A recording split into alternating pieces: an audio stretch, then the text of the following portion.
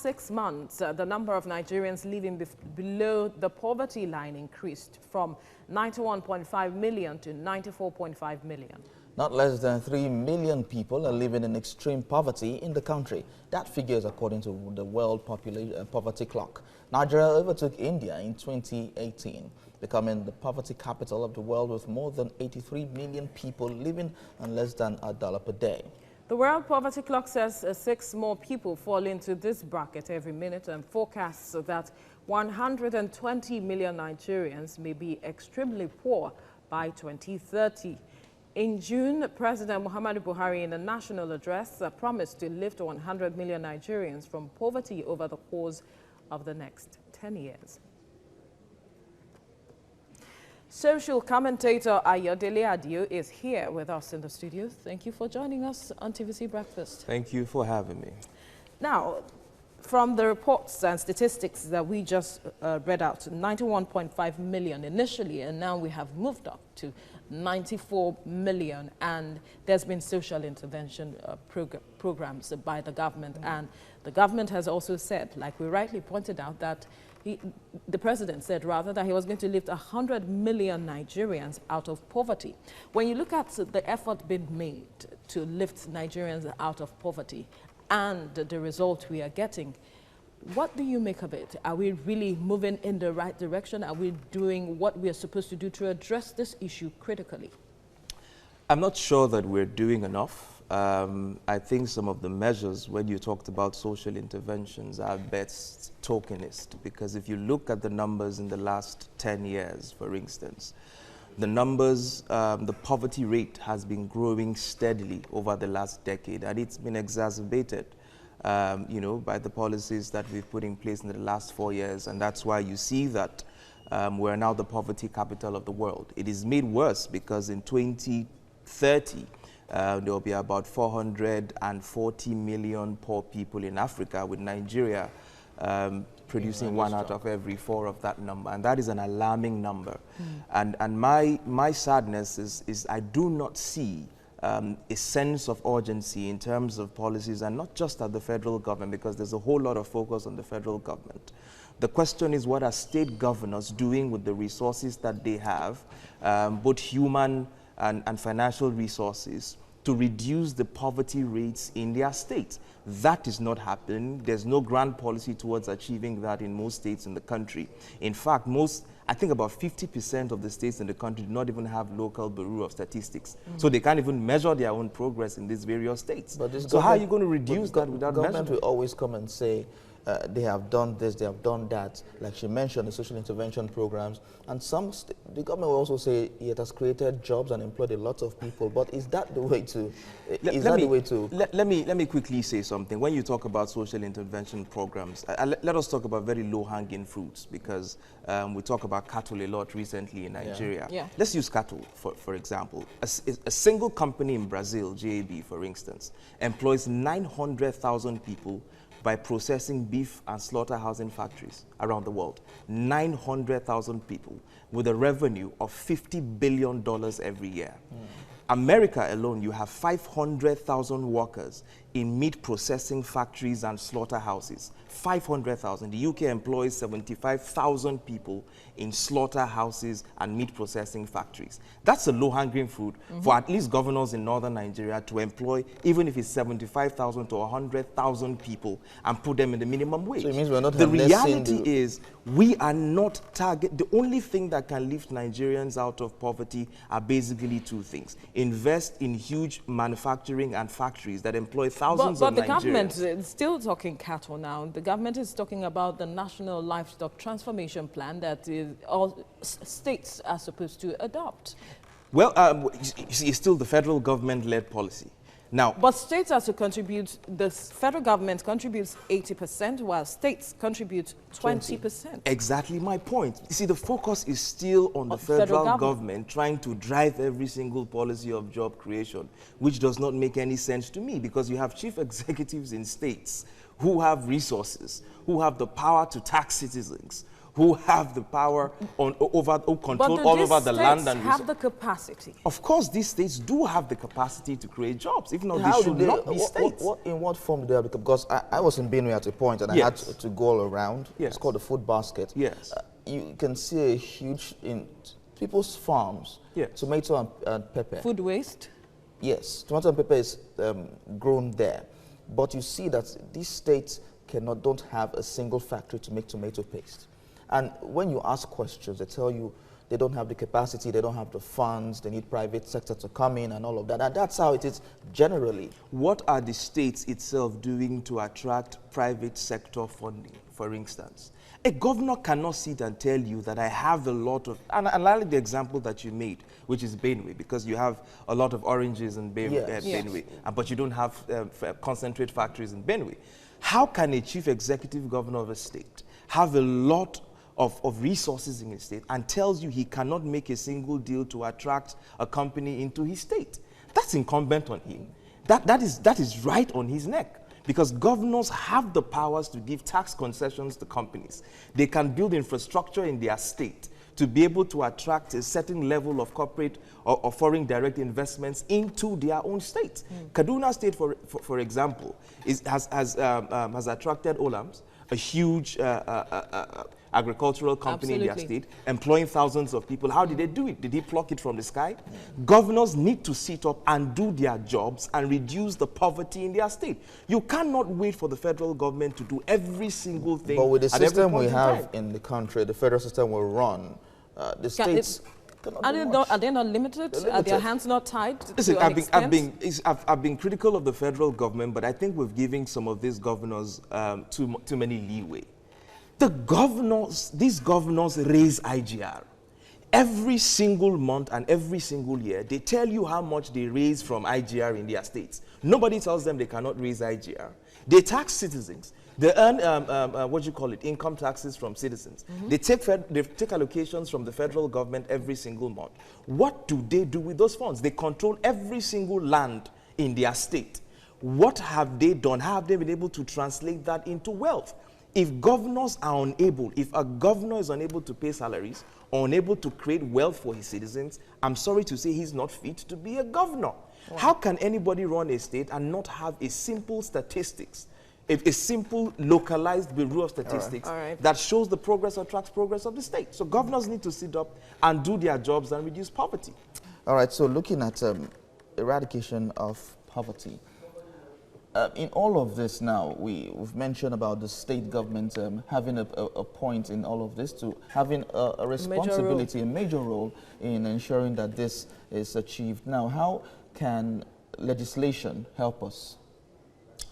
Yeah, to a large extent, legislation can help. Local content laws can help, so that when procurements are made at state government levels, your first line should be to patronize local manufacturers or local products. Of course, legislation can also help to the extent that foreign direct investment or investors from various other countries will not put their monies in a country without strong laws or legislations, because people want their monies to be safe. They don't want to be duped. So you expect that you want strong legislations that protect global investors and finances globally. So that, to that extent, legislations... Well, the government made a decision to close the borders. Yes. And people are screaming because buying Nigeria, so to speak, if I may use the word, has become so difficult for them. The prices of items has increased. Food items, a lot of persons cannot afford it. So is that really a solution in itself? Now, I like the fact that you brought about this border closure thing, and let me quickly say something about it. 3 things will lift this country out of poverty: trade, manufacturing, and foreign direct investments. And let me start with trade, because that affects the border closure that you talked about now. Only last week, I traveled across certain states to check the impact of the border closure on businesses and business communities around the country. And I was in Daonu Market only a few days ago in Kano State, the biggest grain market in the whole of West Africa. And people in that market were complaining bitterly because they were unable to push out their products to Burkina Faso, to Mali, to Senegal. In fact, I was so shocked. I did not know that it was such an international market where they were putting out products to Togo, to Mali, to Chad, to Niger, to Burkina Faso. Yeah. And they were complaining bitterly because the park was empty. Trucks were not loading. People were not going out. The same thing was happening in the textile market, Kantinkori, Kanu, where they were complaining also that people that travel from far and wide were not coming to buy goods. The same thing in the market here in Lagos, the Akpangbo market. They are unable to push their products to other countries, neighboring countries, where they usually do business. So I think, again, what we have done by shutting the borders is we're cutting our nose to heal probably a bite on our tongue. Because if you look at it critically, while you're stopping the movement of rice and maybe turkey into Nigeria, you are denying thousands and thousands of businesses in the country the opportunity to trade with other countries in Africa. So in a sense, we really need to look critically at how we rework our trade policy in Nigeria and to ensure that trade is free and to ensure, because trade will lift a whole lot of people out of poverty. Absolutely. Also, in the last 20 years in Nigeria, I repeat, in the last 20 years, if you look at the graph, we have been increasing poverty steadily, year in, year out, with unemployment. Rather than deal with poverty, take for instance, Ethiopia 20 years ago, or even 30 years ago, was known as the land of poverty in Africa. Ethiopia in the last decade has grown at an average of 10% every single year. It's becoming the new China of Africa, attracting major global brands like H&M, major manufacturing companies into their country because of low wages and the industrial parks that they've built in that country with low power supply. Nigeria needs to start thinking critically of, one, how we can attract foreign direct investment in terms of factories that employ thousands of people in our country. Attract foreign direct investments into the country, there's a critical factor there. Yes. Lack of electricity.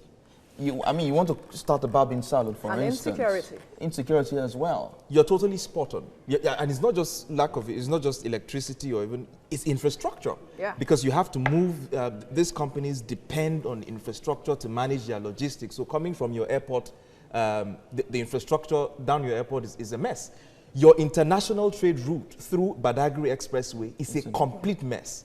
Your Apapa port, your Tinkan that connects you to the sea is a complete mess. Now, what kind of serious person wants to do business with you? So the reality is, and like Ethiopia had done, if you can't power the entire country, you can't power an entire state, what you simply need to do is to create industry clusters that you can simply power those particular areas and ensure that factories or investment go into those targeted areas.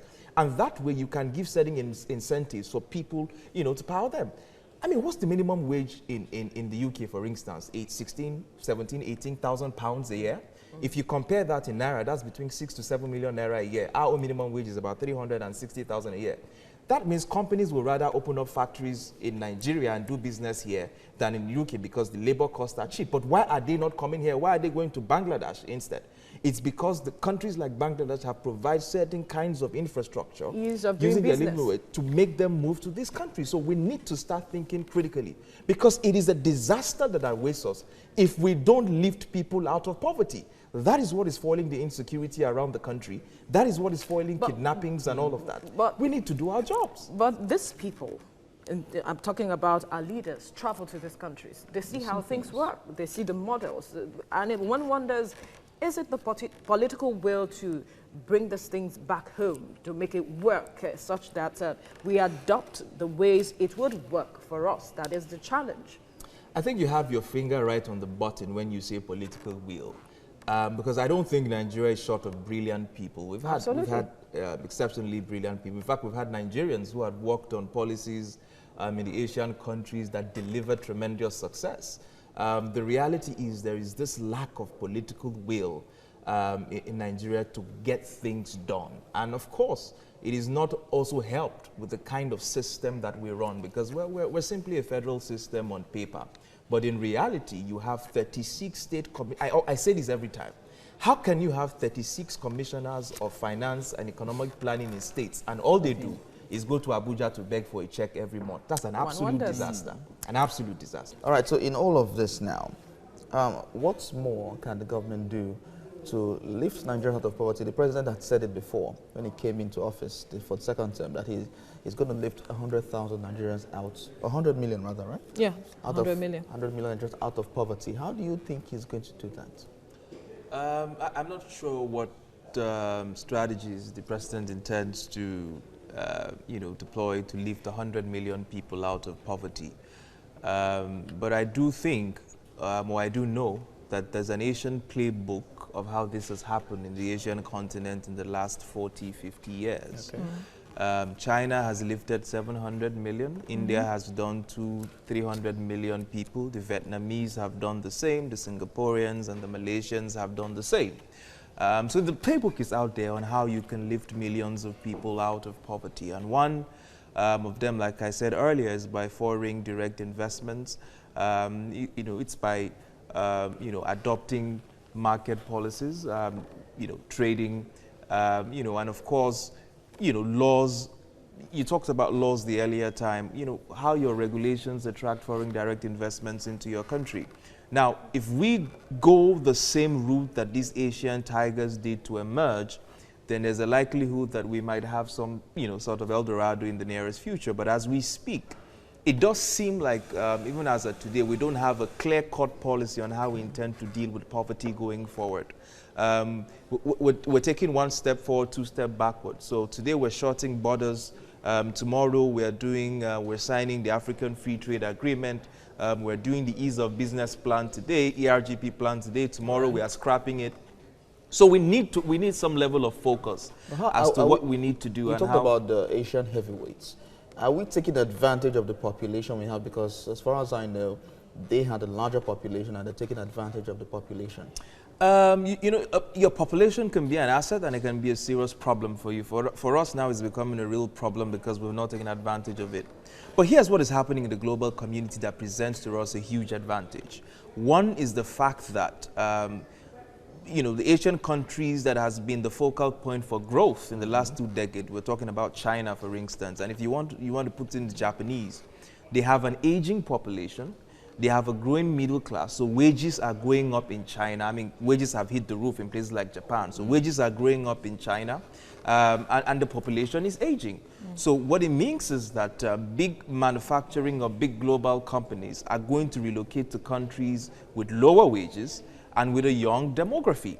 The reality is Nigeria has a young, vibrant demography, and we have relatively low wages. So how do we capitalize on this in quote opportunity that we have to attract a given level amount of companies? And look at what Vietnam has achieved. And let's use Vietnam for instance. Vietnam fought a 20-year-old war that ended in 1975. At the time that war ended in 1975, their GDP per capita was just a little over $100. Ours at the time was over $400. You recall we were just living an oil boom in 1975 and what have you.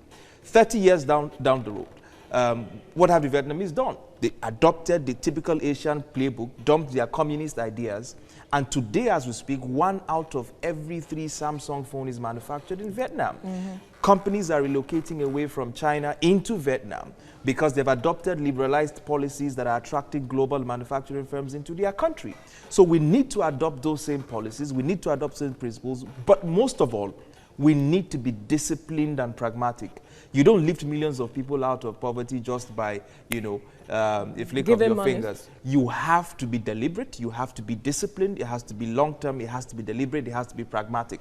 As we speak, I'm not sure I see that level of discipline, and I'm not sure I see that level of pragmatism. Until we get there, we'll be blinking in the dark. You spoke about, or you talked about the middle class, and you talk about a vibrant population, young population, which is existent in Nigeria, but the middle class has been a challenge because it is said that there is a huge dearth or gap between the rich. In fact, the middle class is said to be non-existent when it comes to Nigeria. And the president recently spoke about the wealth, of the country in the hands of about four persons or so. So one wonders, how do we get this wealth to spread down, and being strategic about it such that we get the needed results, because we are seeing a migration. Yes. We are having brain drain and all of that existent in Nigeria. You make a very brilliant analogy here when you talk about wealth distribution or redistribution, which is a very important factor. And I think that again is done by deliberate policies, because the federal government, remember, or the government always has the bully pulpit. And I give you a typical example with Lagos that we live in today. We cry every time about low-income housing or housing in Lagos, how, there's a housing deficit in Lagos, and all of that. However, every single day you're seeing prime properties being built in Lagos State, isn't it? Yeah. You see in choice areas prime properties where a one-bedroom flat is being sold for 80 to 90 million naira, priced way above the average income earner in Lagos. Now, by policy, what countries have done, for instance, in countries like UK, is that, okay, you want to build a prime property, fine. This is a piece of land, build your prime property. But while you do this, we're going to reserve a specific area for you where you're going to build low-income houses that you will give to the government, where they are going to put people in it. Do you understand? So while you make a huge profit from here, the government is also taking advantage for some social responsibility to provide low-income housing for the public. That's a deliberate policy. So the government has to be deliberate. We have low-income housing in Nigeria. Where does it exist? That was a long time ago. If you take away what Jack Condé did 40 years ago, how much low-income housing has happened? Remember, just by building 2 million housing a year, which does not even blink the eye in trying to, bridge the housing deficit, you're going to create a humongous amount of jobs for people. It's not just charity, it's jobs. So we need to be screaming every single day, jobs. And let's deal with this poverty in our country. All right. Ayodele Adio, thank you for your time on TVC Breakfast. Thank you for having me.